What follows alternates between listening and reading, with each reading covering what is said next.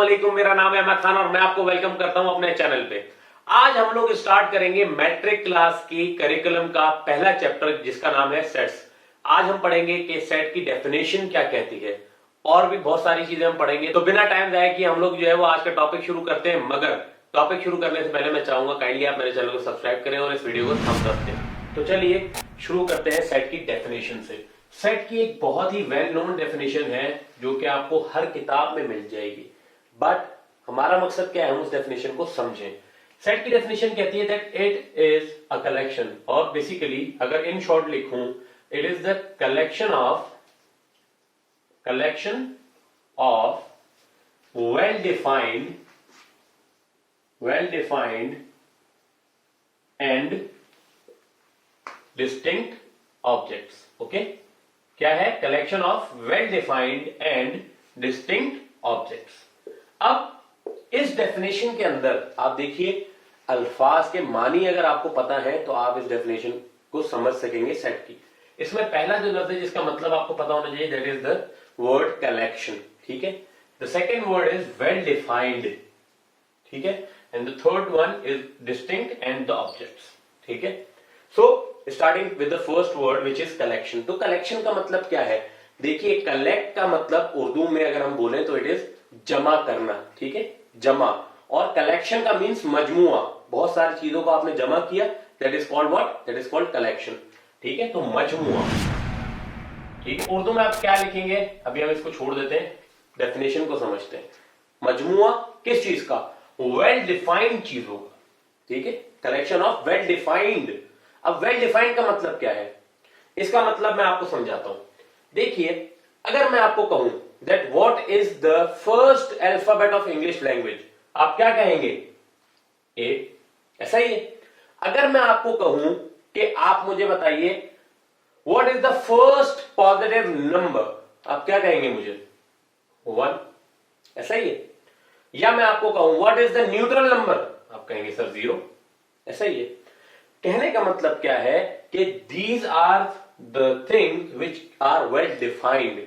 इसी जगह मैं आपको एक और एग्जांपल देता हूं। अगर मैं किसी शख्स से पूछूं कि मुझे बताइए that which ice cream flavour is the best, है ना, तो हो सकता है आप में से कोई जवाब दे मुझे कि sir vanilla ice cream is the best, कोई जवाब दे pistachio ice cream is the best, और बहुत सारे फ्लेवर्स हैं। हर किसी के मुनासबत से आपको अलग चॉइस मिलेगी, है ना। हर किसी की नियत या फिर आप उसकी सोच से मुताबिक बात करें तो हर किसी को डिफरेंट किस्म की आइसक्रीम पसंद होगी। तो आइसक्रीम जैसी चीज क्या है? It is not well defined, अगर मैं उसको एज एन ऑब्जेक्ट अपने सेट के अंदर कंसीडर करता हूं। इसी तरह की एक और एग्जांपल देता हूं। For example, if I ask you that who is the most famous actor in the world, तो आपका जवाब क्या होगा?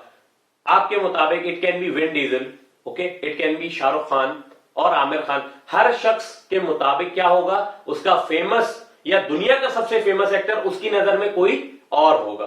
तो बात सारी समझने की ये है कि जो ऑब्जेक्ट्स आपने लेने हैं those must be well defined. अब आपको मैंने समझाया कि वेल डिफाइंड कब नहीं होते। अब देखिए, अगर मैं जो ये स्टेटमेंट मैंने यहां यूज की थी that the first alphabet of English language that is a, आपको पूरी दुनिया में कोई ऐसा शख्स नहीं मिलेगा जो कहे नहीं the first letter of English language is what? B. ऐसा कोई शख्स आपको मिलेगा? नहीं मिलेगा। तो दीज आर सम वैल्यूज और objects you can say which are well defined. Okay, तो उम्मीद है आपको वेल डिफाइंड का मतलब समझ में आ गया होगा। तो कलेक्शन बता दिया, मजमुआ। वेल डिफाइंड का मतलब प्रॉपरली डिफाइंड हो, हर शख्स के लिए पूरी दुनिया में वो शख्स के लिए क्या हो? वो चीज डिफाइंड हो। ऐसा नहीं होना चाहिए कि एक शख्स के लिए उसका मतलब कुछ और है और दूसरे शख्स के लिए उसका मतलब कुछ और है। देन इट इज डिस्टिंक्ट, मतलब आपके जो एलिमेंट्स या ऑब्जेक्ट्स जो आपने सेट के अंदर रखने हैं those must be different from each other. Same objects नहीं होने चाहिए। डिस्टिंक्ट का मतलब होता है डिफरेंट। फॉर एग्जाम्पल, अगर मैंने ए एलिमेंट एक बार सेट के अंदर ले लिया तो दूसरी बार मैं ए जो है वो सेट में नहीं लिखूंगा। ठीक है, दो एलिमेंट्स मस्ट बी डिफरेंट। कोई एलिमेंट क्या होना नहीं चाहिए? रिपीट नहीं होना चाहिए। ओके, तो डिस्टिंक्ट का मतलब भी आपको समझ में आ गया। और ऑब्जेक्ट का मतलब है कोई भी चीज। ओके, ऑब्जेक्ट मींस कोई भी चीज आप जो सेट के अंदर एलिमेंट्स के तौर पे रखेंगे। तो ऐसी कलेक्शन, ऐसा मजमुआ चीजों का जो कि आपस में क्या हो, डिफरेंट हो, अलग अलग हो और वेल डिफाइंड हो, ठीक है, प्रॉपरली उनका आपको पता हो कि ये डिफाइंड है, पर्टिकुलर चीजें होनी चाहिए। ओके, इसको जब आप सेट्स की मुनासबत से पढ़ेंगे तो आपको और डिटेल में डेफिनेशन समझ में आ जाएगी। अब बात करते हैं आगे। अब देखिए सेट्स जो है, पढ़ने से पहले हम उन सेट्स को डिस्कस कर लेते हैं जो कि ऑलरेडी वेल नोन है। बहुत सारे नंबर्स के ऑलरेडी सेट बने हुए हैं और उनके नाम भी हम लोग दे चुके हैं, साइंसदानों ने उनके नाम रखे हुए हैं और वो नाम आपको पता होना चाहिए। एक चीज और याद रखिए कि सेट को हम लोग हमेशा कैपिटल लेटर से लिखते हैं। कैसे? कैपिटल ए से, कैपिटल बी से, या कोई भी आप लेटर ले लीजिए, but they must be capital. Okay, ताकि शनाख्त हो सके कि ये सेट है। और स्मॉल लेटर से हम क्या लिखते हैं, उसके एलिमेंट्स लिखते हैं ताकि शनाख्त हो सके कि ये क्या है, एलिमेंट्स है। मेंबर्स और सेट में क्या होना चाहिए, डिफरेंस करने के लिए। तो हमेशा सेट को हम किससे डिनोट करते हैं, कैपिटल लेटर से डिनोट करते हैं।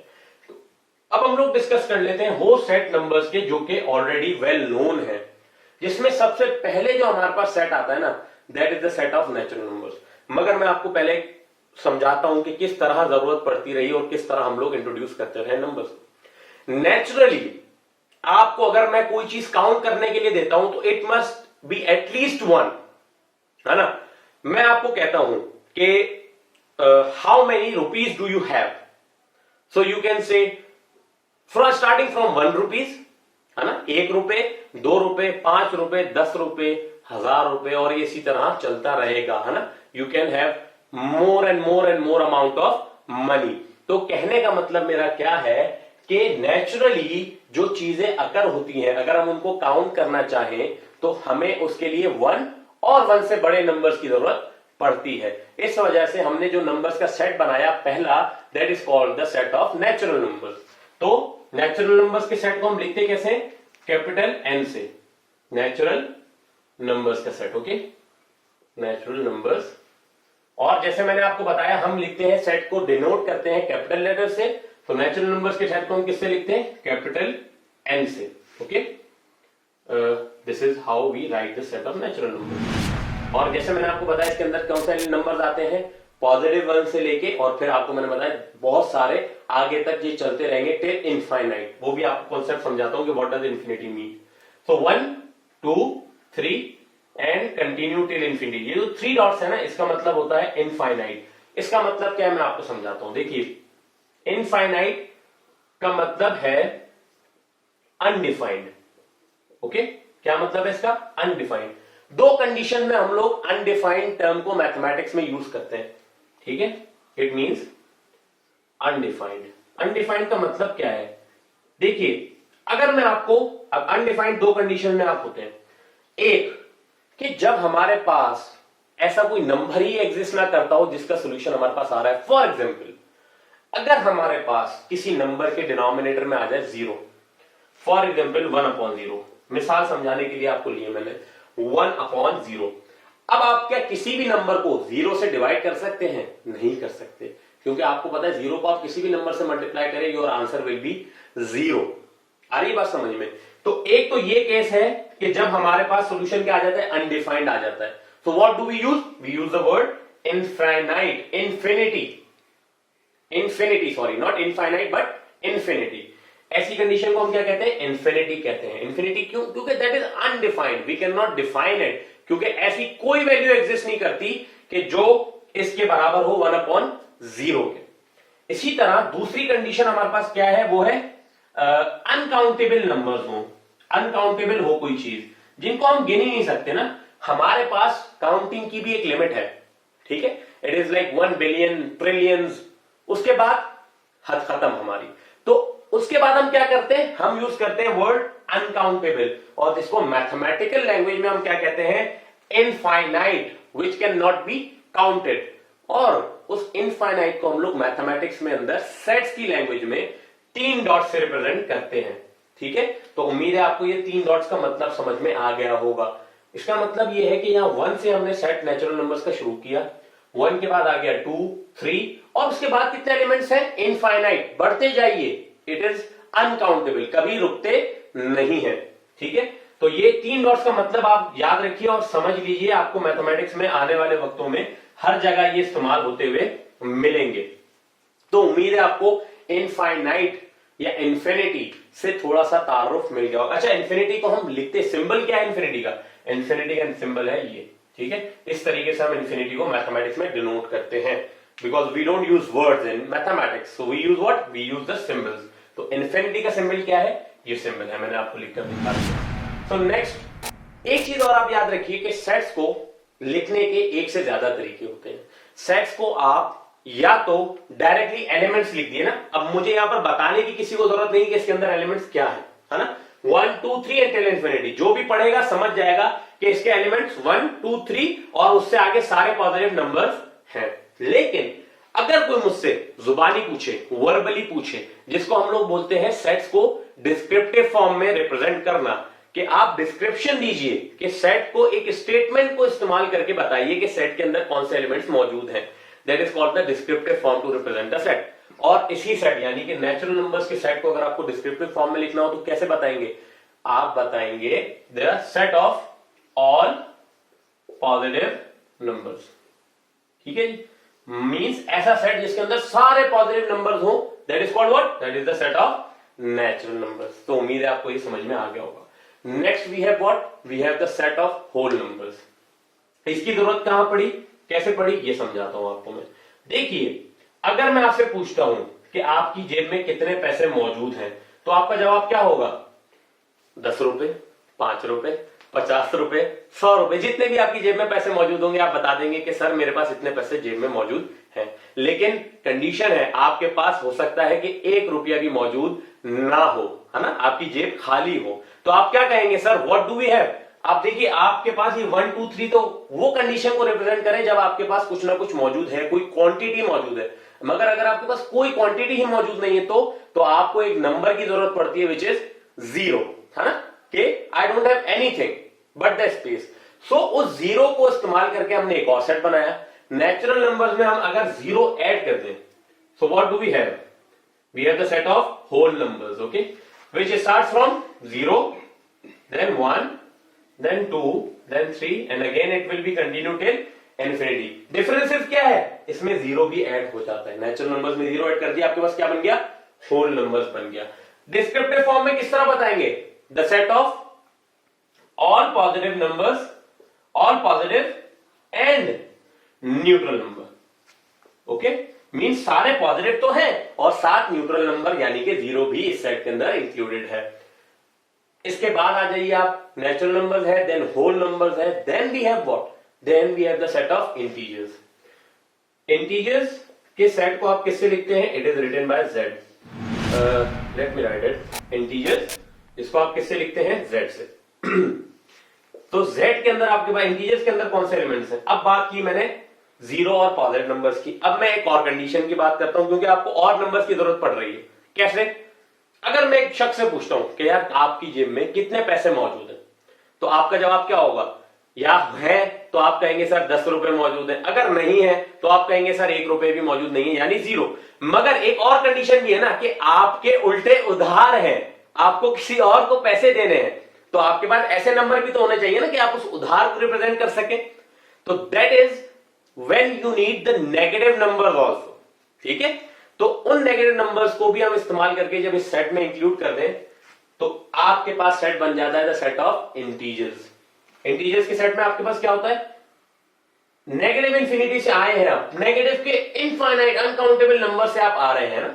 नेगेटिव इंफिनिटी से आप कहां पे आएंगे? -3, then -2, then -1, then 0, then +1, +2, +3 and then continue till infinity. तो अब आपको यह पढ़ के समझ में आ रहा होगा। देखिए, सारे नेगेटिव नंबर्स, न्यूट्रल नंबर्स और पॉजिटिव नंबर्स के सेट को हम क्या कहते हैं? हम कहते हैं द सेट ऑफ इंटीजर्स। बात समझ में आई? तो इनवर्स कैसे समझाएंगे? The set of all negative, neutral and positive numbers is called the set of integers. Then we have the set of even numbers, odd numbers, prime numbers, ये सारे sets हमारे पास मौजूद हैं, ठीक है। इवन नंबर्स में मैं आपको वर्बली बता देता हूं, वो सारे नंबर्स आते हैं जो कि 2 के टेबल में आते हो या 2 से डिविजिबल हो, दोनों कंडीशंस आप स्टेटमेंट्स यूज कर सकते हैं। जैसे कि 2, 4, 6, 8, 0, 0 से स्टार्ट कीजिए तो 0, 2, 4, 6, 8, 10, 12, 14, 16, 18, 20 और इस तरह सारे वो नंबर जो कि 2 से डिविजिबल हैं, those are called the set of even numbers. लिखेंगे किस तरह से, E is equals to plus minus, but 0 first element है तो it is like 0 plus minus 2 comma plus minus 4 comma plus minus 6 and then सारे वो numbers continue till infinity जो कि 2 से डिविजिबल हैं। और सेट ऑफ ऑड नंबर्स क्या है, वो नंबर जो 2 से डिविजिबल नहीं है। कौन कौन से नंबर्स हैं, plus minus 1, then plus minus 3, then plus minus 5 and then continue till infinity. ठीक है, तो इवन और ऑड नंबर्स का नंबर जो है कॉन्सेप्ट तो बहुत ही सिंपल है कि अगर कोई नंबर 2 से डिविजिबल है या 2 के टेबल में आता है तो हम क्या कहेंगे, वो इवन नंबर है। और अगर वो 2 से डिविजिबल नहीं है या 2 के टेबल में नहीं आता तो वी से what, that is the set of odd numbers. Okay, the last set which I would like you to know or I would like to explain, that is the set of prime numbers। Real numbers यानी कि rational और irrational number जो है ना, वो हम second chapter जब start करेंगे तो इन डिटेल पढ़ेंगे, बट अभी उसको समझने की आपको जरूरत नहीं है। अभी आपके पास ये सेट्स अगर आपको समझ में आ गए तो these are enough for completing the first chapter of matric class. तो ऑड नंबर्स के बाद हमारे पास कौन सा सेट है, the set of prime numbers. ठीक है जी, the set of prime numbers. अब प्राइम नंबर्स है क्या, पहले तो मैं यहां पर प्राइम नंबर काउंटिंग लिख लेता हूं 1 से लेके और 15 या 14 तक लिख लेता हूं। 1, 2, 3, 4, 5, 6, 7, 8, 9, 10, 11 तक बहुत है, चलिए 11 तक लिख लेते हैं। ओके, अब प्राइम नंबर्स का कॉन्सेप्ट समझा दो। देखिए, ऐसे नंबर्स जो कि सिर्फ अपने ही टेबल में आते हो, उसके अलावा किसी भी टेबल में ना आते हो, ऐसे नंबर्स को हम क्या कहते हैं, प्राइम नंबर्स। जैसे स्टार्ट कहां से होता है, 1। आप देखिए 1 किसी भी और के टेबल में नहीं आता। 7 है ना, 5, 4, 3, 2 किसी भी नंबर में 1 नहीं आएगा किसी के टेबल में। ठीक है, तो that is why 1 is a prime number. Then 2, बताइए 2 किसी और के टेबल में आता है, अपने के अलावा किसी भी टेबल में नहीं आता, that is why 2 is also prime number. 3 भी ना 1 के टेबल में आता है ना 2 के टेबल में आता है, और जाहिर सी बात है 3 से बड़े नंबर्स के टेबल में तो आ ही नहीं सकता। 3 is also a prime number. 4, क्या ये प्राइम नंबर है, जल्दी बताइए, कमेंट बॉक्स में लिखिए, वीडियो पॉज करके कमेंट बॉक्स में मुझे जवाब दीजिए कि क्या 4 प्राइम नंबर है। जी नहीं, 4 प्राइम नंबर नहीं है। क्यों, क्योंकि 2 का मल्टीपल है, 2 मल्टीप्लाइड बाय 2 इज व्हाट, 4। तो 4 क्या है, प्राइम नंबर नहीं है। 5, क्या 5 किसी के टेबल में आता है अपने अलावा, नहीं, ना 1 के टेबल में आता है, ना 2 के, ना 3 के, ना 4 के, तो इसका मतलब 5 is also a prime number. 6 2 के टेबल में भी आता है, 2 3 6, और 3 के टेबल में भी आता है, 3 2 6, तो 6 is also not a prime number. 7 अपने अलावा किसी भी टेबल में नहीं आता। 8 2 के टेबल में भी आता है और 4 के टेबल में भी आता है, तो इसकी वजह मतलब 8 भी प्राइम नंबर नहीं है। 9 3 के टेबल में आता है। 10 2 के टेबल में भी आता है और 5 के टेबल में भी आता है। और 11 भी अपने अलावा किसी और टेबल में नहीं आता। इसी तरीके से ऐसे अनकाउंटेबल नंबर हैं जो कि अपने अलावा किसी भी और टेबल में नहीं आते, तो इसकी वजह से एक और हमारे पास सेट बन गया which is the set of prime numbers. Numbers क्या आएंगे, मैंने आपको थोड़ा इनिशियली कुछ नंबर्स बताए विच इज 1 2 3 5 7 11 एंड कंटिन्यूड। और भी बहुत सारे आगे नंबर ऐसे होंगे जो कि सिर्फ और सिर्फ अपने ही टेबल में आते हैं। तो एक ट्रूली रिव्यू दे देता हूं। सेट ऑफ नेचुरल नंबर्स यानी कि सेट, ऐसा सेट जिसके अंदर सारे पॉजिटिव नंबर्स हों, 1 2 3 till infinity, that is called the set of natural numbers. Denote किससे करते हैं, कैपिटल एन से। Then we have the set of whole numbers. 0 and all positive numbers are, if they are written in a set, that set will be called the set of whole numbers. अगर 0 और सारे positive numbers किसी set में लिख दिए जाए, that is called the set of whole numbers. Then we have the set of integers. सारे negative, neutral और सारे पॉजिटिव नंबर्स अगर किसी सेट में लिख दिए जाए, that is called the set of integers written by capital Z। Then we have the set of even numbers. ऐसे नंबर जो कि 2 से डिविजिबल हो, ऐसे नंबर्स को हम क्या कहते हैं, इवन नंबर्स। जिसमें कौन से नंबर्स आते हैं, 0 2 4 6 कंटिन्यू टिल इंफिनिटी।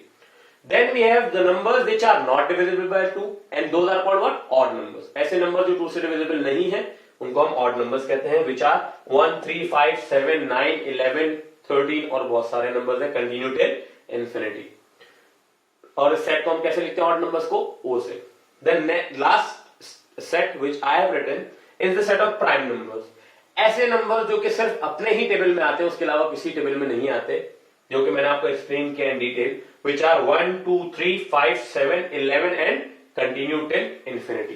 ठीक है जी, तो उम्मीद है आपको ये तो समझ में आ गया कि इंपॉर्टेंट नंबर्स के सेट कौन कौन से हैं, ये आपको पता होने चाहिए, क्योंकि आप जब सेट्स के सवाल सॉल्व करेंगे ना तो उसमें सिर्फ लिखा होगा the set of capital N यानी कि नेचुरल नंबर्स। तो आपको ये पता होना चाहिए कि नेचुरल नंबर्स का सेट क्या है, या होल नंबर्स का सिर्फ सिंबल यूज किया जाएगा और आपको सेट पता होना चाहिए। इंटीजर और इन सब के सेट्स के आपको जो है वो इनके बारे में पता होना चाहिए। अब बात कर लेते हैं कुछ सिंबल्स की, क्योंकि मैंने आपको बताया कि आप मैथमेटिक्स के अंदर सिंबल्स को यूज करके रिप्रेजेंटेशन करेंगे, है ना। You can not use words, this is not English, we are studying what, we are studying mathematics. तो इसके अंदर आप सिंबल्स इस्तेमाल करेंगे विदाउट यूजिंग द वर्ड्स। तो हमने सिंबल बना लिए वर्ड्स को इस्तेमाल करके, जो फ्रेज हम अगेन एंड अगेन यूज करेंगे ना उसको हम लोगों ने सिंबल बना लिया है कि भाई अगर ये सिंबल मैंने कहीं लिख दिया तो इसका मतलब ये है, ये जुमला जो है वो इस सिंबल को रिप्रेजेंट कर रहा है। जैसे कि this symbol belongs what, represents what, it means belongs to. ठीक है जी, बिलोंग्स टू। जैसे कि मैं एक मिसाल यहां पर एक सेट ले लेता हूं ए, जिसके अंदर एलिमेंट्स है 1 2 और 3। तो अगर मुझे लिखना है कि ये कोई एलिमेंट इनमें से बिलोंग करता है, फॉर एग्जाम्पल आई से 2 ए में बिलोंग करता है, तो मैं इसको मैथमेटिकली कैसे लिखूंगा, 2 बिलोंग्स टू ए। ठीक है, this is how we use it. अच्छा, इसी तरह एक सिंबल है, अगर इसी सिंबल को आप क्रॉस कर दें, ठीक है, कैंसिल कर दें जैसे, तो it means does not belong to. What it does, it means does not belong to. तो डज नॉट बिलोंग टू का मतलब क्या, बिलोंग नहीं करता। अच्छा, अगर मैं लिखना चाहूं कि कोई एलिमेंट इससे बिलोंग नहीं करता, फॉर एग्जांपल ए, तो क्या ए एलिमेंट बिलोंग करता है इस सेट में से, नहीं, तो क्या करूंगा, it does not belong to. अब आप पढ़िए इसको, क्या है, A does not belong to the set A. ठीक है, क्लियर। अच्छा जी, आगे आपके पास सिंबल है, इस तरीके की एक लाइन होगी, ठीक है, या फिर इंग्लिश ग्रामर में आप लोग यूज करते हैं कॉलन। तो कॉलन अगर हो या ऐसी एक लाइन लगी हो, इसका मतलब क्या है, it means such that, clear. उसके बाद आपके पास आ जाता है ग्रेटर देन। ये सिंबल किस चीज का है, ग्रेटर देन मींस उससे बड़ा, ग्रेटर देन। अच्छा, उसके बाद क्या आ जाता है, this is for less than, this is for less than. Then we have the the third symbol, which is greater than or equal to. What? Greater and equal. ठीक है जी, greater than equal। उसके बाद आपके पास आ जाता है less than and equal। तो ये सारे सिंबल्स हैं, आपको इनके मतलब पता होना चाहिए, less than and equal। Okay, then we have what, then we have this symbol which means for all, what, for all। then we have these 3 dots। ठीक है, इस पैटर्न में अगर लिखे हो तो इसका मतलब क्या है, therefore। और ये लास्ट जो है ना, this is for the cardinality. What, cardinality. इसका मतलब क्या है, मैं आपको समझाता हूं। इसका मतलब है the number of elements present in a set. उसको किस तरह लिखेंगे, इस तरह। यहां पर मैंने एक सेट ए लिया ना, अगर मुझे लिखना है that how many number of elements are present in this set, तो मैं किस तरह लिखूंगा, मैं इस तरीके का सिंबल बनाऊंगा और इसके एलिमेंट जितने होंगे उसको लिख दूंगा। किस तरह, मैं आपको लिख के दिखाता हूं। अब मैं वर्ड्स तो यूज नहीं करूंगा, that in set A there are 3 elements, नहीं, मैं इस तरह नहीं लिखूंगा। मैं क्या लिखूंगा, ये सिंबल बनाया मैंने, ओके, और ये बराबर है किसके, 3 के। आपको ये मतलब पता होना चाहिए that this symbol means what, this symbol means the cardinality of the set A. और कार्डिनैलिटी क्या है, the number of elements in the set. So the number of element in set A is what, it is equals to 3। तो इसका एक screenshot लीजिए, इसको अपनी rough copy में एक बार लिख लीजिए, प्रैक्टिस कीजिए, इन सिंबल्स के मतलब याद कर लीजिए, और जब हम यूज करेंगे तो इस सिंबल्स को हम लोग जो है वो दोबारा भी पढ़ेंगे। ठीक है, तो उम्मीद है आपको आज की वीडियो समझ में आई होगी। अगर ये वीडियो पसंद आई हो और समझ में आई हो तो काइंडली मेरे चैनल को सब्सक्राइब करें, इस वीडियो को लाइक करें और अपने दोस्तों के साथ मेरी वीडियो शेयर करना ना भूलें, औरों की भी मदद करें, ठीक है। जिन जिनको आपको लगता है कि जरूरत है कि उनको लेक्चर्स नहीं मिल पा रहे हैं, तो उनको मेरे वीडियो लेक्चर्स सेंड कीजिए। और अगर आपके ध्यान में कोई भी सवाल है तो आप मुझसे कमेंट बॉक्स में पूछ सकते हैं। मेरा चैनल सब्सक्राइब कीजिए, इस वीडियो को लाइक कीजिए और इस वीडियो को थम्स अप देना ना भूलें। आपका अपना Ahmad Khan from the channel tutor and mentor signing off. Thank you, खुदा हाफिज।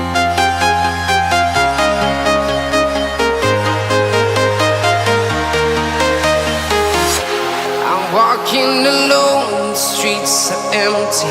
The only thing I can see is my own silhouette.